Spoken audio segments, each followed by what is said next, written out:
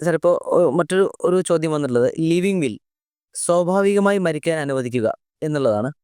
അസുഖം മാറി സുഖം പ്രാപിക്കാൻ അവസരമില്ലെങ്കിൽ സ്വാഭാവികമായ മരണത്തിന് വിട്ടുകൊടുക്കുക എന്നൊരു ആഗ്രഹം ഒരാൾക്കുണ്ടെങ്കിൽ എഴുതി വെച്ചാൽ അത് നടപ്പിലാക്കേണ്ടതുണ്ടോ അതോ സാറിൻ്റെ അഭിപ്രായം എന്താണ്?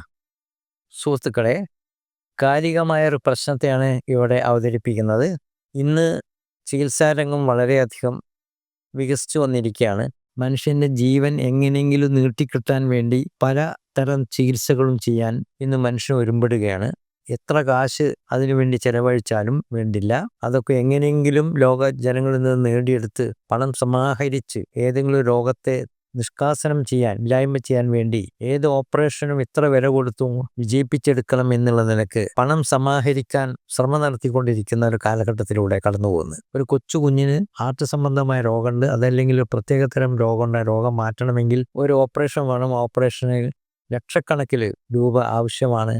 അത് സമാഹരിക്കാൻ, ആ കുട്ടിയുടെ ജീവൻ രക്ഷിക്കാൻ നമ്മൾ അതിനുവേണ്ടി ശ്രമം നടത്തുന്നു. പലപ്പോഴും ആ ശ്രമം നടത്തിയ ഓപ്പറേഷൻ കഴിഞ്ഞതിന് ശേഷം കുഞ്ഞ് ജീവിക്കുന്നുണ്ടോ, വിജയിച്ച് മുന്നോട്ട് പോയോ എന്ന് അന്വേഷിക്കാനൊന്നും ആരും ഉണ്ടാവില്ല. പക്ഷേ എങ്കിൽ പോലും അത് നടത്താൻ ആൾക്കാർക്ക് വലിയ കൂട്ടായ്മയോടുകൂടി സഹകരിക്കാനുള്ള മനോഭാവമുണ്ട്. അത്രയും നല്ല കാര്യം. പക്ഷെ അതോടൊപ്പം തന്നെ ഒരാൾ രോഗം പിടിപെട്ടു, ആ രോഗത്തെ തുടർന്ന് അദ്ദേഹത്തിന് രക്ഷപ്പെടാൻ യാതൊരു നിർവാഹവുമില്ല. വെന്റിലേറ്ററിലിട്ടിട്ട്, ICUയിലിട്ടിട്ട് അങ്ങനെ ചികിത്സയിലൂടെ തുടർന്നു പോവുകയാണ്. ഓക്സിജൻ കൃത്രിമമായി നൽകിക്കൊണ്ട്, ബ്രെയിനിൻ്റെ പ്രവർത്തനങ്ങളൊക്കെ പ്രവർത്തിപ്പിക്കാനുള്ള അവസരം നൽകിക്കൊണ്ട് അങ്ങനെ മുന്നോട്ട് കൊണ്ടുപോകുന്ന ചികിത്സയോട് ചിലർക്ക് യോജിപ്പില്ല. ആൾ മരിച്ചു കഴിയുമ്പോൾ മസ്തിഷ്ക മരണം സംഭവിച്ചിട്ടില്ലെന്ന് മാത്രം. മസ്തിഷ്ക മരണം സംഭവിക്കാൻ മസ്തിഷ്ക ഞരമ്പുകളുടെ പ്രവർത്തനം നിശ്ചലമാകുമ്പോഴാണ്. ഹൃദയത്തിൻ്റെ പ്രവർത്തനം നിന്നുപോയി. രക്തം തലച്ചോറിലേക്ക് കയറ്റിവിടാനുള്ള കഴിവ് ഹൃദയത്തിനില്ലെങ്കിലും രക്തത്തെ മനസ്സിലേക്ക് എത്തിക്കാൻ ഉതകുന്ന കൃത്രിമ മാർഗങ്ങളെ ഉപയോഗപ്പെടുത്തിയതുകൊണ്ട് മരിക്കാതെ ആൾ ജീവിക്കുന്നു. ഇങ്ങനെ നീട്ടിക്കൊണ്ടുപോവാണ്. അങ്ങനെ കൊണ്ടുപോയി പണം ധാരാളം ചെലവഴിക്കുകയും ഇത്ര ICUയിൽ നിന്ന് നീക്കം ചെയ്യാതെ അങ്ങനെ കൊണ്ടുപോവുകയും ചെയ്യുന്നതിനോട് സഹകരിക്കുന്നവരുണ്ട്. കണ്ടമാനം പണം ഈ ICUയിലിട്ടിട്ട് ചിലവാക്കുകയാണ്. വാസ്തവത്തിൽ വിജയിക്കില്ല എന്നുള്ള കാര്യം പൂർണ്ണമായി ഉറപ്പായാൽ എന്തിന് ഇത്രയും വൃദ്ധാവിൽ ഇദ്ദേഹത്തിന് ജീവൻ നീട്ടിക്കൊണ്ടുപോകണം, മരിക്കാൻ അനുവദിക്കുകയല്ലേ വേണ്ടത് എന്ന് പറയുന്ന ചിന്താഗതിയിൽ നിന്നാണ് ഈ ലിവിങ് വില്ല് രൂപം കൊണ്ടത്.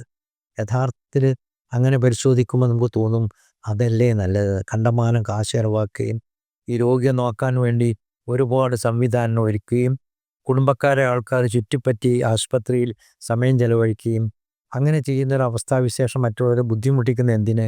എന്നിട്ട് ഈ വ്യക്തി ഈ രോഗം നിന്ന് പൂർണ്ണമായും മുക്തി നേടി സമൂഹത്തിൽ പ്രവർത്തിക്കാനും ജീവിക്കാനും അവസരം കിട്ടാത്തൊരവസ്ഥ കണ്ടറിഞ്ഞുകൊണ്ട് പിന്നെന്തിനാ അതിലേക്ക് സമയം ചെലവഴിക്കുന്നത്, നഷ്ടപ്പെടുത്തുന്നു എന്നുള്ള ചിന്താഗതി സാധാരണഗതിയിൽ മനുഷ്യൻ ഉപയോഗപ്പെടുത്തി പോകും. യഥാർത്ഥത്തിൽ അതിൽ ഒരു ശരിയുണ്ട്. പക്ഷെ അതോടൊപ്പം തന്നെ ഒരു മറുവശമുള്ളത്, മരണമെന്ന് പറയുന്ന ഒരാളുടെ കുത്തകയൊന്നുമല്ല. ആ മനുഷ്യൻ ജനിച്ചാലും മരിക്കുമെന്നുള്ള കാര്യം എന്തായാലും ഉറപ്പാണ്. ജനിച്ചവനെല്ലാം മരണമുണ്ട്. എവിടെ വെച്ച് എങ്ങനെ മരിക്കുമെന്ന് ആർക്കും തിട്ടപ്പെടുത്താൻ കഴിയില്ല എന്നുള്ളതും യാഥാർത്ഥ്യമാണ്. അങ്ങനെയിരിക്കെ മരണത്തെ നീട്ടിക്കൊണ്ടുപോകാൻ, മരിക്കാതിരിക്കാൻ വേണ്ടി ശ്രമം നടത്തുക എന്നുള്ളതിന് മനുഷ്യൻ്റെ ഏറ്റവും വലിയ നേട്ടം. അതിനുവേണ്ടി ശ്രമിക്കുക എന്നുള്ളത് തന്നെയാണ്. അങ്ങനെ അങ്ങ് സ്വയം മരിക്കുക എന്നുള്ളത് നമ്മുടെ കൈകളിൽ അടങ്ങിയതല്ല. ജീവൻ തന്ന ശക്തിക്ക് തന്നെ മരണത്തെ നൽകാനും ശക്തിയുണ്ട് എന്ന് ഓർക്കുന്നത്, ആ അവസ്ഥയിൽ മരണത്തെ പിൽകാൻ അവസരം നൽകുക എന്നുള്ളത് ആവശ്യമാണ്. അതിനുള്ള സ്വയം പണ്ടത്തെ പോലല്ലേ ഇന്ന്.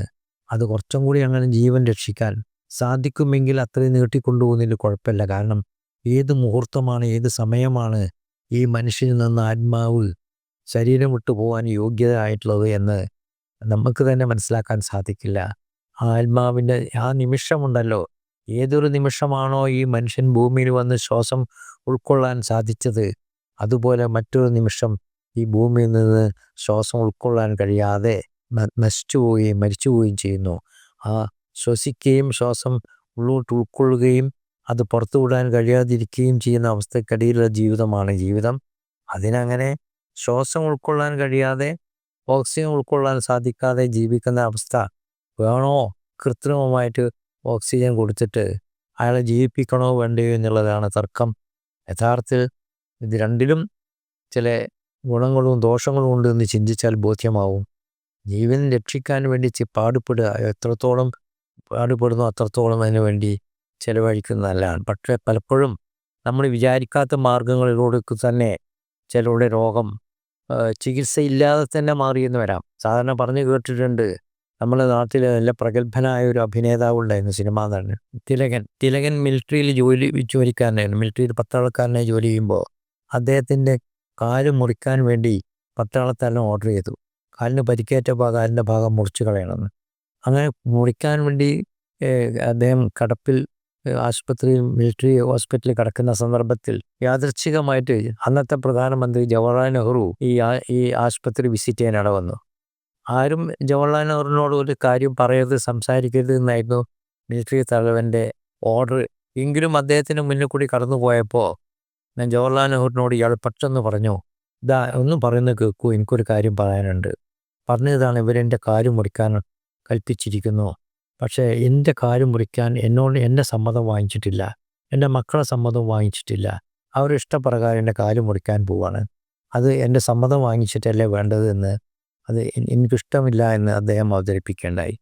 അത് കേട്ട മാത്രമേ അദ്ദേഹം നിൽക്കട്ടെ, ഞാൻ ആലോചിക്കട്ടെ എന്നുകൊണ്ടാണ് സ്ഥലം വിടുകയും ഓഫീസിലെത്തിയ ശേഷം ആദ്യമായിട്ട് അദ്ദേഹം കൽപ്പിച്ചു, അദ്ദേഹത്തിന് സമ്മതം വാങ്ങാതെ അദ്ദേഹത്തിൻ്റെ കാല് മുറിക്കാൻ പാടില്ല എന്ന് മാത്രമല്ല, ഇതുപോലെ ഏത് രോഗിൻ്റെയും എന്തെങ്കിലും അവയവം മുറിച്ച് നീക്കുകയോ ഓപ്പറേഷൻ ചെയ്യുകയാണെങ്കിൽ അവരുടെ ആ രോഗിയുടെയും സ്വന്തക്കാരുടെയും സമ്മതം വാങ്ങേണ്ടത് ആവശ്യമാണെന്നൊരു കൽപ്പന പുറപ്പെടുവിപ്പിച്ചു അന്നത്തെ പ്രധാനമന്ത്രി എന്ന ജവഹർലാൽ നെഹ്റു. അതുപ്രകാരം അദ്ദേഹത്തിന് കാല് മുറിച്ചില്ല. അദ്ദേഹം അവിടുന്ന് വിട്ടുപോകുന്നതിന് ശേഷം അദ്ദേഹത്തിൻ്റെ കാലിലെ രോഗം മാറി, കാല് മുറിക്കേണ്ടി വന്നില്ല. അതിനുശേഷമാണ് അദ്ദേഹം സിനിമയിൽ പ്രത്യക്ഷപ്പെട്ടത്. വളരെ പ്രഗത്ഭനായ ഒരു അഭിനേതാവായി അദ്ദേഹം മാറി. കേരളക്കരയിൽ ആകമാനം അദ്ദേഹത്തെ അറിയപ്പെടുന്ന തിലകൻ എന്ന് പറയുന്ന സിനിമാ നടൻ്റെ ജീവിതത്തിൽ നിന്നുണ്ടായ ഒരു രംഗമാണിത്. അപ്പോൾ അതുപോലെ ചിലപ്പോഴൊക്കെ ചികിത്സ തന്നെ തെറ്റിപ്പോയിട്ട് മനുഷ്യൻ ജീവൻ നഷ്ടപ്പെടുന്ന അവസ്ഥ ധാരാളം ഉണ്ടാവാറുണ്ട്. ഡോക്ടർമാരുടെ നിഗമനം പലപ്പോഴും ശരിയാവണമെന്നില്ല. ഓപ്പറേഷൻ ചെയ്യാതെ വിട്ടിരുന്നുവെങ്കിൽ പക്ഷേ രക്ഷപ്പെടുമായിരുന്നു. അങ്ങനെ ഐസിയുവിൽ കയറ്റാതിരുന്നുവെങ്കിൽ പക്ഷേ രക്ഷപ്പെടുമായിരുന്നു. ഇതൊന്നും നമുക്ക് പറയാൻ കഴിയില്ല. കാരണം നമ്മുടെ ജീവൻ മറ്റു പലതിനെയും ആശ്രയിച്ചാണ് നിൽക്കുന്നത് എന്നുള്ള കാര്യം നമ്മൾ ഓർക്കേണ്ടതാണ്. ഒരാളുടെ പെശക്, ഒരു നഴ്സിൻ്റെയോ ഒരു ഡോക്ടറുടെയോ ഒരു കൈപ്പിഴവ്, ഒരു അശ്രദ്ധ ചിലപ്പോൾ മനുഷ്യൻ്റെ ജീവിതം തന്നെ നശിക്കാനിട വന്നു വരാം. വെച്ച സൂചി തിരിച്ചെടുക്കാൻ സാധിക്കാതെ അതങ്ങനെ ശരീരത്തിൽ കയറിപ്പോയതിന് പേരിൽ പ്രയാസങ്ങളുണ്ടാക്കിയ രോഗം മരണത്തിലേക്ക് നീങ്ങിയ എത്രയോ അവസ്ഥാവിശേഷങ്ങളുണ്ട്. മരുന്നിൻ്റെ വിഷാംശം ശരീരത്തിൽ കയറിക്കൂടിയത് കാരണം മാത്രം മരുന്ന് കൊടുത്തില്ലായിരുന്നെങ്കിൽ പക്ഷേ രക്ഷപ്പെടുമായിരുന്നു. പക്ഷെ മരുന്ന് തന്നെ ഒരു വിഷമായി മാറുകയും അത് കാരണം മരണപ്പെടുകയും ചെയ്ത കഥകളും ധാരാളമുണ്ട്. ലോകരാജ്യത്തെ മഹാമരഥന്മാരായ പലരെയും അങ്ങനെ വിഷം കുത്തിവെച്ചിട്ട്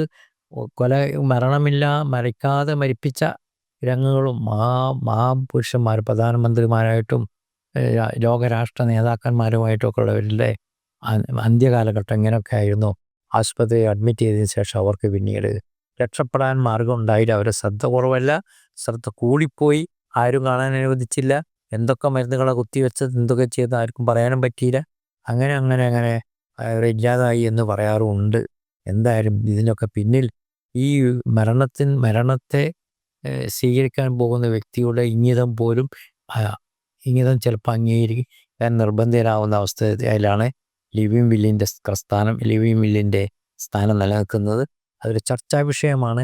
എന്തായാലും നല്ല വശമുണ്ട് എന്ന് തോന്നുന്നവർക്ക് അത് സ്വീകരിക്കാം, അല്ലാതെ വേണ്ടെന്ന് തോന്നുന്നവർക്ക് അത് നിരാകരിക്കാൻ തോന്നുന്ന ഒരു സ്വാതന്ത്ര്യമെങ്കിലും കാര്യത്തിൽ കൊടുക്കേണ്ടതല്ലേ എന്ന് തോന്നിപ്പോകുന്നു എന്ന് മാത്രമേ ഇപ്പോൾ പറയാൻ സാധിക്കൂ.